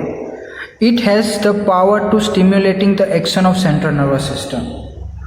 मीन्स क्या कि आपकी जो भी सेंट्रल नर्वस सिस्टम है उसकी जो पावर है, सेंट्रल नर्वस सिस्टम जो भी आपकी बॉडी का जो रिस्पॉन्स दे रहा है उसको स्पीड में करेगा, इन द सेंस उसका जो भी एक्शन है उसको बढ़ा देगा। Clear. Induce the sense of well being, euphoria, जो हमने आगे देखा था, मीन्स के उसको जब ये जो ड्रग लेगा तो उसको अच्छा फील होगा, मीन्स के उसको अच्छा लगेगा, मीन्स के मुझे कोई टेंशन है कुछ नहीं, ऐसे वो फील करेगा, euphoria. Then increases energy and delay fatigue, क्या करेगा? उसकी जो भी एनर्जी हो इंक्रीज हो जाएगी, मीन्स के उसमें ताकत आ जाएगी। ये जो कोकेन है वो आपको अगर मेनली बताऊं तो जो भी एथलेटिक्स होता है ना, जो भी एथलेटिक्स होते हैं, मीन्स के लंबी रेस के घोड़े जो दौड़ते हैं, राइट, वो जो ड्रग्स लेते हैं ना, मीन्स के वैसे तो बैंड होता है ये ड्रग्स के ऊपर, बट अगर कुछ एथलेटिक्स ऐसे होते हैं जो ड्रग्स इंटेक करते हैं, जिससे क्या होता है कि उसकी जो भी एनर्जी है वो इंक्रीज हो जाती है। Clear? Okay. Then route, it is inhale, smoke and injected, means के तीनों रूट से ले सकते हैं। इनहेल भी कर सकते हैं, थ्रू स्मोक्ड भी ले सकते हैं और इंजेक्टेड भी कर सकते हैं। अब मैकेनिज्म ऑफ एक्शन, ये बहुत इंपॉर्टेंट है। Interferes with the transport of the neurotransmitter dopamine, ये हम पढ़ चुके हैं। डोपामाइन हमने पढ़ा था 11th में, राइट, जब हम लोगों ने न्यूरॉन पढ़ा था डिटेल में, तब हमने वर्ड सुना था डोपामाइन। क्लियर? मीन्स के डोपामाइन क्या होता है, तो के जो भी सिग्नल्स, हमको पता है कि जो न्यूरॉन्स होते हैं वो एक न्यूरॉन में से दूसरे न्यूरॉन के पास सिग्नल पहुंचाता है। क्लियर? बट जो रूट है, मीन्स के जो सब्सटेंस में वो रिलीज करता है information from one neuron to another neuron, ये जो पूरा रूट है उसके बीच में डोपामाइन प्रेजेंट है। क्लियर? तो हमको पता है, देखो ये पूरा एक्सोन है, मीन्स के न्यूरॉन है पूरा, ये एक्सोन है, एक्सोन पोर्शन है। क्या होगा कि ये जो छोटे छोटे आपको पोर्स दिख रहे हैं उसमें क्या होगा, इन्फॉर्मेशन प्रेजेंट होगी। क्लियर? ये जो इन्फॉर्मेशन है वो ट्रांसपोर्टर्स क्या करेंगी, रिलीज करेंगी थ्रू द रिसेप्टर्स, और ये जो हो गए छोटे छोटे पोर्स, उसे हम बोलेंगे डोपामाइन। डोपामाइन के अंदर जो भी न्यूरॉन्स, एक न्यूरॉन दूसरे न्यूरॉन तक जो भी इंफॉर्मेशन पहुंचाना चाहती है वो प्रेजेंट होगी डोपामाइन के अंदर। क्लियर? तो ये जो कोकेन है वो क्या करेगा कि ये जो भी डोपामाइन है ना उसे वो स्टॉप कर देगा। मीन्स कि ये जो डोपामाइन रिलीज हो रहा है ना ट्रांसपोर्टर थ्रू, ये जो डोपामाइन यहाँ पर रिलीज हो रहे हैं उसको ही स्टॉप कर देगा। मीन्स कि यहाँ पर ये जो सिनेप्स गैप है, इसे हम सिनेप्स गैप बोलते हैं, पता है आपको। यहाँ पर कोई भी डोपामाइन प्रेजेंट नहीं होगा। अगर यहाँ पर डोपामाइन प्रेजेंट नहीं होगा तो यहाँ पर जो रिसेप्टर प्रेजेंट है उसके कॉन्टेक्ट में डोपामाइन आएगा ही नहीं। तो क्या होगा कि एक न्यूरॉन में से दूसरे न्यूरॉन के पास इंफॉर्मेशन ट्रांसफर ही नहीं होगी, स्टॉप हो जाएगी। ये अफेक्ट करेगा कोकेन, राइट। अब दूसरी इफेक्ट्स क्या क्या हो सकती है, तो पहली है can be used as local anaesthetic drugs की तरह भी यूज़ कर सकते हैं। मीन्स के किसी भी पर्सन को अगर स्लीपलेस देनी हो या फिर उसको पेन से रिलीज करना हो तो उसके लिए भी हम ये दे सकते हैं। The next one is it increases heart beat and blood pressure. क्या होगा कि जब आप कोकेन का इंटेक करोगे तो आपकी हार्ट बीट बढ़ जाएगी एंड ब्लड प्रेशर इंक्रीज होगा। At high dose it can cause hallucination. ये जो वर्ड है वो आपके लिए बहुत नया, हेल्यूसिनेशंस। हेल्यूसिनेशन का अगर आपको सिंपल वे में आपको मैं एक एग्जांपल देके समझाता हूँ। देखो, अगर आपका कोई भी रिलेटिव हो जो आपसे बहुत ज़्यादा क्लोज है, राइट, अगर उसको एक्सीडेंटली अगर उसकी डेथ हो गई, जस्ट समझने के लिए बोल रहा हूँ, अगर कोई भी पर्सन है आपके फैमिली में जो आपसे बहुत ज़्यादा क्लोज है, क्लोज कॉन्टेक्ट रखता है, राइट, अगर उसकी किसी भी तरह से अगर डेथ हो गई, समझ में आया, तो जो ये हेल्यूसिनेशन के प्रोसेस, हेल्यूसिनेशन जो है वो क्या रिफ्लेक्ट करेगा कि जब कोई भी पर्सन ये इंटेक करेगा तो उसे क्या लगेगा कि वो जो पर्सन मर चुका है वो उसके सामने बैठा हुआ है, उससे बातें कर रहा है, ये सब सोचने लगेगा वो पर्सन। क्लियर? मीन्स के खुद की ही भावनाओं को रिफ्लेक्ट करेगा, समझ में? मीन्स के जो देखना चाहता है ना वही वो देखेगा, ऐसा, इसे हम बोलेंगे हेल्यूसिनेशन। क्लियर? अब datura and atropa belladonna have the property of hallucination. ये जो दो चीज़ें दी गई, आपने धतूरा तो सुना ही होगा, ये जो है वो हेल्यूसिनेशन को, प्रॉपर्टी को वो रिफ्लेक्ट करता है। ये जो 3 ड्रग्स जो हमने पढ़ी है वो जस्ट पढ़ने के लिए ही नहीं है, जस्ट नॉट टू रीड। ये जो ड्रग्स है वो आपकी पूरी लाइफ को चेंज कर सकते हैं। मीन्स के आप इसे नेगेटिव वे में यूज़ ना करें उतना ही अच्छा है।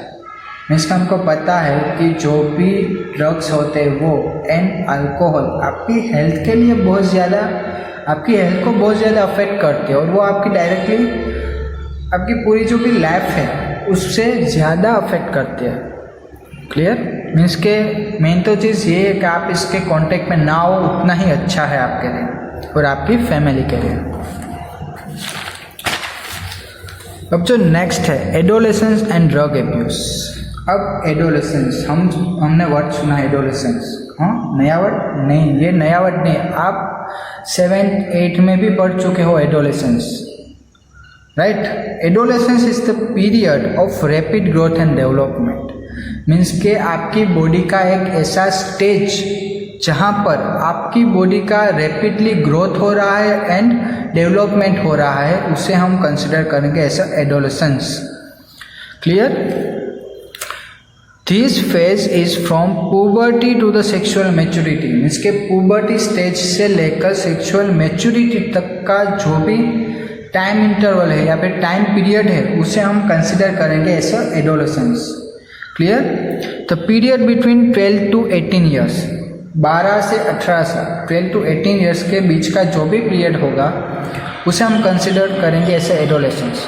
वैसे तो ये 12 to 18 ईयर्स NCERT में लिखा गया है, बट 12 to 18 नहीं, 9 to 18 ईयर्स, राइट? जो भी कॉमनली जो भी WHO ने गाइडलाइन दी है उसके मुताबिक अगर हम देखें तो भी जो ये एडोलेसेंस का टाइम पीरियड है वो होगा 9 to 18 ईयर्स।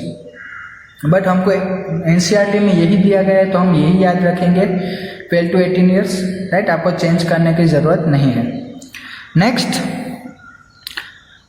अब ये जो भी ड्रग्स है या फिर एडोलेसेंस के साथ ड्रग का रिलीज मीन्स के रिलेशन क्या है वो देखते हैं। देखो सबसे पहले कि जो भी एडोलेसेंस एज होते हैं मीन के 12 to 18 ईयर्स की जो भी एज होती है, राइट, उसे हम बोलते हैं बालक बुद्धि, राइट?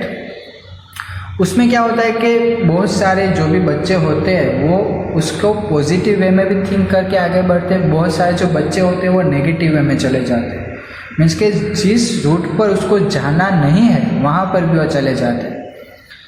क्लियर? तो वो क्यों होता है? मीन्स के ये सब जो भी रीजन्स है, मीन्स के अल्कोहल कंजप्शन, फिर ड्रग्स कंजप्शन या फिर स्मोकिंग, ये सब जो चीज़ें हैं वो एडोलेसेंस एज पर क्यों सबसे ज़्यादा अफेक्ट करते हो तो वो देखते हैं। देखो सबसे पहले क्यों वो करते हैं तो कि एक्साइटमेंट। अब हमको पता है कि जो भी बच्चे होते हैं उसके दिमाग में तो कुछ ना कुछ चलता रहता है, एक्साइटमेंट, उसे मज़ा आती है करने के लिए, ये करने से उसे मज़ा आती है इसलिए वो करते हैं। नीड फॉर एडवेंचर, कुछ नया करना है, आज तो कुछ तूफानी करते हैं। क्लियर? एडवेंचर के लिए। Then next one is for experiment, नए नए एक्सपेरिमेंट करना, उसके लिए वो क्या करते हैं अल्कोहल और ड्रग्स यूज़ करने लगते हैं। समझ में आया? मीन्स के क्या होता है कि उसके जो भी एडल्ट होते हैं, मीन्स के उसके जो भी फैमिली मेम्बर्स होते हैं, राइट, अगर वो कोई भी अल्कोहल एब्यूज़ कर रहा है या फिर स्मोकिंग कर रहा है तो क्या करेंगे, बच्चे जो है वो तो देखेंगे ही ना उसके पेरेंट्स को या फिर उसके रिलेटिव्स को।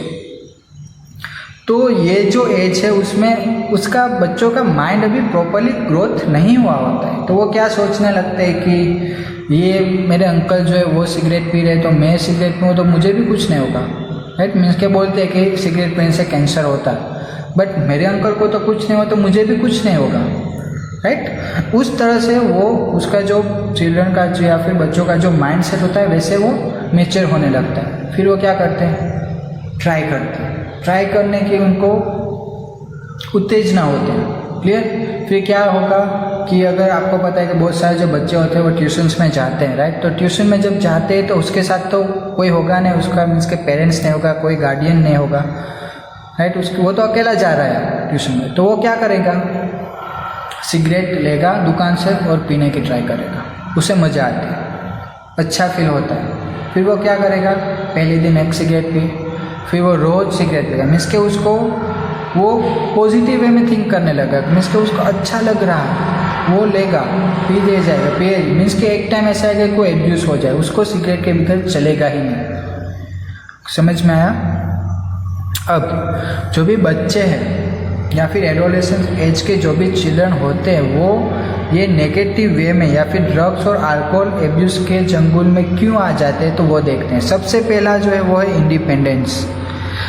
जब बच्चे 12 to 18 ईयर्स के होते हैं तो वो क्या सोचने लगते हैं कि मैं तो बड़ा हो गया हूँ, बड़ा हो चुका हूँ, अब मेरे डिसीजन तो मैं खुद ही लूँगा, सब कुछ मैं ही करूँगा, मेरे फैमिली मेम्बर्स मुझे कुछ नहीं बोलेंगे, अगर मैं कुछ भी गलत चीज़ें कर रहा हूँ तो मेरे फैमिली मेम्बर्स को पता ही नहीं चलेगा, ये सब सोचेंगे। फिर नेक्स्ट वन इज कूल बनने के लिए, कूल बिहेवियर मीन्स के दूसरों को दिखाने के लिए वो खुद की हेल्थ के साथ खिलवाड़ कर रहे हैं।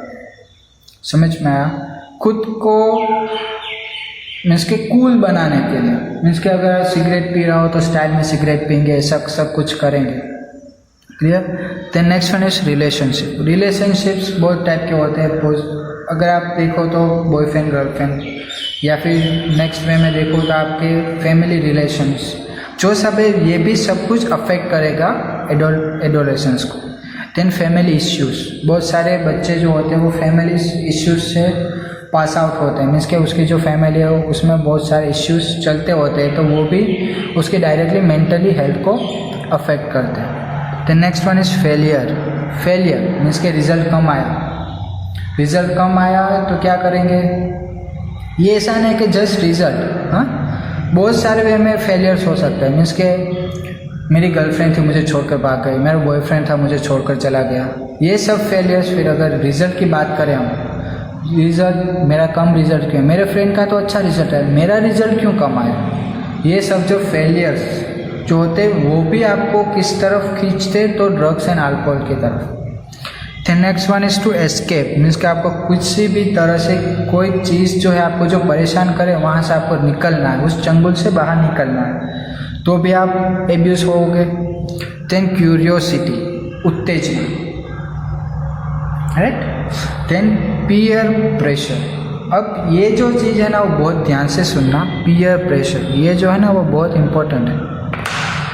देखो अगर एग्जांपल दूँ मैं आपको कि आपका एक ग्रुप है मीन्स के जिसमें 3-4 बच्चे हैं, राइट। उसमें से जो 3 बच्चे हैं वो सिगरेट एंड अल्कोहल कंज्यूम करते हैं, जो 2 बच्चे वो अल्कोहल एंड सिगरेट कंज्यूम नहीं करते, राइट। अगर आप किसी भी पार्टी में गए हो और ये जो 3 बच्चे वो अगर सिगरेट पी रहे होंगे या फिर अल्कोहल कंज्यूम कर रहे होंगे तो क्या बोलेंगे कि आप पी लो मीन्स कि जो नहीं पीते उसको भी वो सलाह देंगे, राइट, कि आप पियो अच्छा लगता है, कुछ नहीं होता, इससे कुछ नहीं होता, पियो आप, ये सब कुछ बोलेंगे। अगर फिर भी आप लोगों ने उसे नहीं लिया तो क्या करेंगे, आपकी मस्ती उड़ाएंगे। कॉमन चीज़ है, आपकी मस्ती करेंगे कि अभी तो तू तो दूध पीता बच्चा है, तू क्या अल्कोहल कंज्यूम करे, तू क्या सिगरेट पिएगा, ये सब कुछ बोलेंगे और आपको वो आपका माइंड डाइवर्ट करेंगे। क्लियर? इन सब चीज़ों से आपको बचना है। क्लियर? अब ये जो भी अल्कोहल एंड ड्रग्स है उसके साइड इफ़ेक्ट्स क्या हैं, तो सबसे पहला प्रॉब्लम कॉजेस बाय अल्कोहल क्या होगा, किरोसिस इज़ अ डेडली डिजीज़। ये जो डिजीज़ है वो डेडलीएस्ट है और वो डायरेक्टली अफेक्ट करती है, it leads to the death, right. ये जो डिजीज़ है अगर ये कब होगी कि जब आप अल्कोहल का कंजप्शन ज़्यादा करोगे तो ये डिजीज़ आपको होती है और it leads to the death, इसको डेथ कर देगा आपकी। देन इम्पोर्टेंस, अल्कोहल पी लिया है, आप तो नशे में हो, आप किससे बात कर रहे हो, आपके सामने कौन खड़ा, आपको कुछ आइडिया ही नहीं है। क्लियर? आपको सामने जो भी पर्सन खड़ा है उसका कुछ नॉलेज ही नहीं है आपको, और वो जो भी इम्पोर्टेंस है आपको कम लगेगी, ये पर्सन का मुझे क्या काम है, कुछ भी बोल देंगे अदर्स, राइट। और बहुत सारे अदर्स भी साइड इफ़ेक्ट्स होते हैं। ये सब था प्रॉब्लम्स कॉज्ड बाय अल्कोहल। अब जो प्रॉब्लम्स कॉज्ड बाय टोबैको देखते हैं। फर्स्ट वन इज़ कैंसर हो सकता है लंग्स का, थ्रोट का, यू ब्लैडर, राइट, ब्रोंकाइटिस हो सकता है, एम्फीसेमिया हो सकता है। ये सब जो डिजीज़ है वो कैसे हो सकती है आपको, bye consuming the tobacco. Clear? ये था adolescence and drug and alcohol abuse. अब जो नेक्स्ट है वो है addiction and dependence. Addiction and dependence ये इम्पोर्टेंट है। देखो एडिक्शन एंड डिपेंडेंस दोनों अलग अलग देखते हैं। एडिक्शन इन द सेंस देखो physiological attachment to certain effect like euphoria which produce temporary feeling of well being associated with the drugs and alcohol. Addiction का मीनिंग क्या कि कोई भी अगर पर्सन है वो ड्रग्स एंड अल्कोहल कंज्यूम कर रहा है, क्लियर, तो उससे क्या होगा कि उसको अच्छा लगे, यूफोरिया की फीलिंग आएगी, जो हमने आगे देखा temporary feeling, euphoria in the sense उसे अच्छा लगेगा, वेल बीइंग। बट ये जो कुछ भी फीलिंग है वो टेम्पररी फीलिंग होती है, कंटिन्यूसली चालू नहीं रहती, क्लियर। मीन्स कि कुछ टाइम तक ही ये अफेक्ट देगी, ये जो भी ड्रग्स है वो कुछ टाइम के लिए। ओके तो स्टूडेंट्स जो नेक्स्ट टॉपिक वो है एडिक्शन एंड डिपेंडेंस। तो ये दोनों जो वर्ड है एडिक्शन एंड डिपेंडेंस वो हम दोनों अलग अलग समझने की ट्राई करेंगे। जो फर्स्ट टॉपिक है वो है एडिक्शन, राइट। तो पहले रीड करते हैं। Physiological attachment to certain effects like euphoria which provide temporary feeling of well being associated with drugs और alcohol. In the sense addiction क्या कहना चाहते हैं कि अगर कोई भी चीज़ से आप एडिक्टेड हो, या फिर वो हो सकती है अल्कोहल या फिर ड्रग्स, राइट, दोनों में से कोई भी चीज़, तो उसमें क्या होगा कि जब आप अल्कोहल कंज्यूम करोगे या फिर कोई भी ड्रग्स कंज्यूम करोगे तो आपको एक टेम्पररी रिलैक्सेशन की फीलिंग आएगी, जिसे हम बोलते हैं यूफोरिया, मीन्स के वेल बीइंग, आपको अच्छा लगेगा। बट ये जो भी कंडीशन होगी वो जस्ट थोड़े टाइम के लिए ही होगी। जब तक उस चीज़ का असर रहेगा आपके ऊपर तब तक आपको अच्छा लगेगा, बाद में जो आप नॉर्मल स्टेट में थे उसी स्टेट में आप आ जाओगे, क्लियर। तो ये था एडिक्शन। नेक्स्ट जो है वो है डिपेंडेंस। Dependence, right. तो dependence means it is the tendency of the body to manifest a characteristics and unpleasant withdrawal syndrome if discontinuous. Dependence in the sense means कि आप अगर कोई भी चीज़ को कंज्यूम कर रहे हो और आपने थोड़े टाइम के लिए उसको छोड़ दिया, राइट, मीन्स कि आप अभी लेना बंद कर दिया आपने, क्लियर। तो उससे क्या होगा कि आपको एक विड्रॉल सिंड्रोम टाइप, मीन्स के आपको अच्छा नहीं लगेगा, राइट। थोड़े थोड़े से सिम्टम्स दिखेंगे आपको जो आपके लिए अच्छा नहीं होगा या फिर आपको अच्छा फील नहीं करवाएगा, राइट। मीन्स कि आपको ऐसा लगेगा कि जो चीज़ मैं अभी ले रहा था, मीन्स कि अल्कोहल और ड्रग्स जो मैं ले रहा था उससे मुझे अच्छा फील होता है, बट मैंने जो उसे छोड़ दिया तो मुझे अच्छा नहीं लग रहा है, राइट। मीन्स कि मेरी तबीयत बिगड़ रही है, ऐसा आपको लगेगा। तो वो जो है वो है डिपेंडेंस, मीन्स के किसी भी चीज़ के ऊपर आप डिपेंडेंट हो जाते हो, क्लियर। उसके जो कैरेक्टरिस्टिक्स है वो है anxiety, shakiness, nausea and sweating. Anxiety means कि आपको उत्तेजना जागेगी किसी भी चीज़ के लिए। देन शेकिंग मीन्स कि आपके हाथ जो है वो शेक करेंगे, राइट। फिर नोजिया इन द सेंस आपको वोमिटिंग टाइप फीलिंग आएगी बट आपको वोमिटिंग नहीं होगी। लास्ट वन है स्वेटिंग मीन्स कि आपको गर्मी लगेगी, क्लियर। जो विड्रॉल सिम्टम मैंने आपको जो आगे समझाया वो यहाँ पर है, a condition in which a set of symptoms occur on discontinuation और dose reduction of the abused material. Means के जो भी एब्यूज्ड मटेरियल था, राइट, उसको अगर आपने लेना छोड़ दिया या फिर जो भी डोज था, जितने अमाउंट में आप ले रहे थे उससे अगर कम लेने लगे आप, तो उसकी वजह से जो भी आपको सिम्टम्स दिखेंगे उसे हम बोलेंगे withdrawal symptoms. And they can be so life threatening, वो आपकी हेल्थ के लिए बहुत ज़्यादा अफेक्ट करेंगे आपकी हेल्थ के ऊपर, राइट। और कुछ केसेस में आपकी वो जान भी ले सकते हैं, क्लियर। अब जो नेक्स्ट है वो है effects of drugs and alcohol abuse.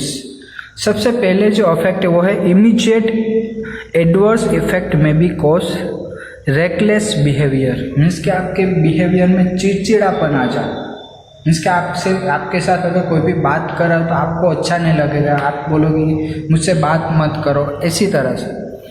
Next one is violence, आप हिंसा के ऊपर आ जाओगे, मीन्स कि आप हाथापाई के ऊपर आ जाओगे।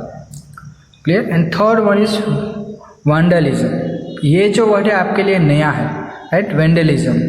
Vandalism in the sense, example दूँ आपको, तो जब भी आप नशे में होते हो तो आप जो भी प्राइवेट प्रॉपर्टी हो या फिर पब्लिक प्रॉपर्टी हो, गवर्नमेंट प्रॉपर्टी हो, उसको आप जब हार्म करते हो, मीन्स के कुछ तोड़फाड़ करते हो, तो वो आएगा वेंडलिज्म के अंदर, right.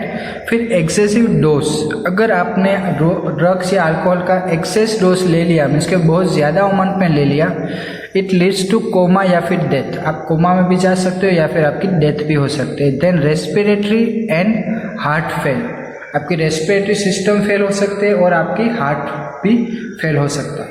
Then cerebral haemorrhage, means कि आपका जो ब्रेन है जिसमें सेरिब्रम प्रेजेंट होता है वो हेमरेज हो जाएगा, क्लियर, मीन्स के ब्लॉकेज हो जाएगा वहाँ पर। Side effects not only affect individual but associated people also, आपको क्या लगता है कि जो भी alcohol and drugs abuse people होते हैं वो जस्ट खुद को ही अफेक्ट करते हैं ना, वो जस्ट खुद को ही नहीं बट उसके साथ जो भी रिलेशन रखते हैं, मीन्स के उसके फैमिली हो गई, उसके फ्रेंड्स, वो सब जो लोग हैं वो सब इसकी वजह से अफेक्ट होते हैं। Clear. Then disease due to chronic alcohol intake, means के बहुत ज़्यादा अमाउंट में अगर आप लोगों ने अल्कोहल लेना शुरू कर दिया तो आपके लिए वो कौन कौन सी डिजीज़ कर सकते हैं, वो उसमें जो फर्स्ट है वो है लीवर डिजीज़ हो सकती है, या फिर पेंक्रियाटिस, मीन्स कि आपके जो पेंक्रियास है वो सूज जाएगी या फिर स्वोलन हो जाएगी। Clear. Then cancer, then gastrointestinal tract, ulcers, आपको अल्सर्स भी हो सकते हैं। लो इम्यूनिटी, आपकी जो भी इम्यूनिटी पावर थी वो कम हो जाएगी। ब्रेन डैमेज, माल न्यूट्रिशन, ब्रेन डैमेज पता है आपको, माल न्यूट्रिशन इन द सेंस जो भी प्रॉपर होंगे, तो माल न्यूट्रिशन इन द सेंस जो भी आपके न्यूट्रिशन एब्जॉर्ब करने की जो कैपेसिटी है, मीन्स कि आपके बॉडी की जो भी न्यूट्रिएंट्स एब्जॉर्ब करने की कैपेसिटी है वो वीक हो जाएगी।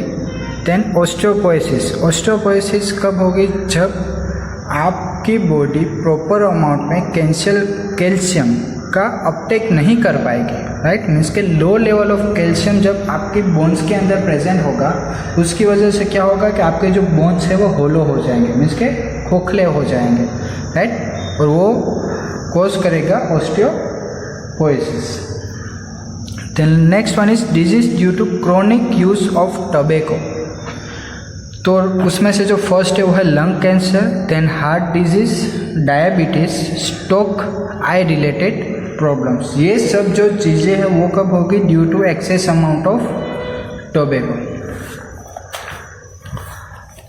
अब इस चैप्टर का जो लास्ट टॉपिक बचा है वो है prevention and control, how to prevent and control the drug abuse, right.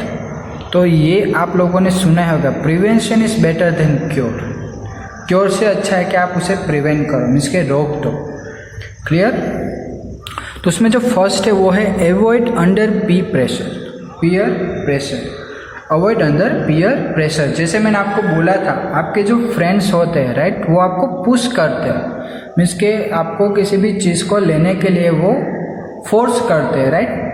तो ये जो फोर्स करते हैं वो भी अवॉइड करना चाहिए। Everyone has own choice and personality, right, सबकी खुद की चॉइस है और खुद की पर्सनालिटी है। Not pushed for under performance, किसी को भी किसी भी चीज़ के लिए कभी भी फोर्स करना नहीं चाहिए।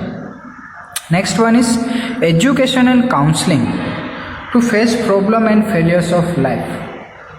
अगर आपको एजुकेशन में किसी भी तरह की कुछ भी प्रॉब्लम्स आती है, राइट, कुछ भी प्रॉब्लम्स हो सकते हो, कोई किसी भी तरह के प्रॉब्लम्स हो सकते हैं, उसको फेस करो, राइट, उसके सामने लड़ने की ट्राई करो, right. Then promote them for extra curricular activities, means के जो भी ड्रग एब्यूजर्स है उसको दूसरी कोई भी चीज़ में उसको इन्वॉल्व करने की ट्राई करो, राइट। जिससे क्या होगा कि वो जो ड्रग एब्यूजर है वो किसी और चीज़ के लिए लग जाएगा एंड उसे जो भी ड्रग लेने की जो आदत है वो छूटती जाएगी। Then seeking help from parents and peers, advice can taken from parents and friends, कोई भी ड्रग एब्यूजर वो एडवाइस ले सकता है उसके पेरेंट्स के पास से या फिर उसके फ्रेंड्स के पास से। This steps also helps to express feeling, right. Means के कोई भी ऐसा पर्सन हो आपकी लाइफ में जिसके सामने आप अपनी सब बातें क्लियरली शेयर कर सको, तो ये आप कर सकते हो।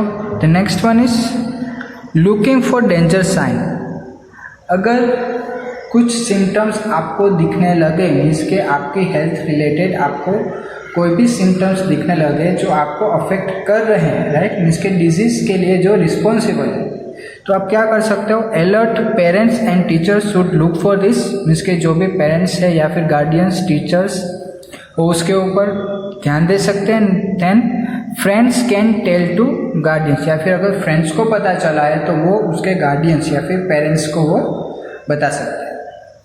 Then last one is seeking profession and mental health, help from psychiatrist and rehabilitation programme can lead to normal and healthy life. Last जो ऑप्शन बचेगा वो होगा साइकाट्रिस्ट की हेल्प लेना, राइट। उसकी हेल्प लेकर आप क्या कर सकते हो कि ये जो भी प्रॉब्लम से आप गुजर रहे हो उसको आप सॉल्व कर सकते हो। आप रिहेबिलिटेशन सेंटर ज्वाइन कर सकते हो, जिसकी वजह से क्या होगा कि वहाँ पर आपको फुल्ली नॉर्मल लाइफ जीने के लिए आपको वहाँ पर सब एडवाइस दी जाएंगी।